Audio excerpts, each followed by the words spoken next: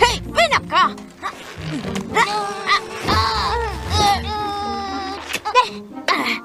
Las tiendas quedaron bien e hicimos buen tiempo hoy. A este ritmo llegaremos a las cascadas Windsor mañana. Deberíamos hacer la excursión anual de hermanas mayores y menores cada fin de semana.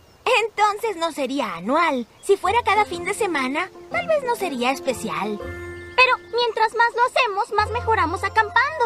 ¿Recuerdas la primera vez que vinimos que Rarity trajo una tienda enorme? Te escuché. He mejorado mucho con la rudeza, ¿no es verdad? Sí, esta vez solo trajiste 3 maletas aquí. Ya sé lo que piensan, pero prometí que solo traería lo esencial. Como esas lamparitas.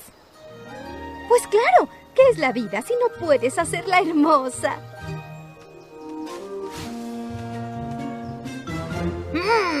Estas moras se ven bien para comer.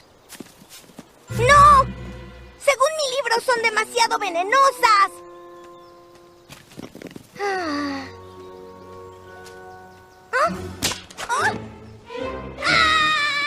¿Qué? Escuché algo, pisé una rama y vi esa escalofriante cueva.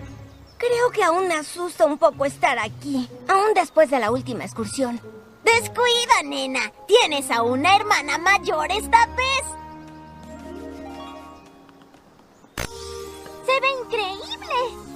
Esta va a ser la mejor excursión de hermanas mayores y menores en toda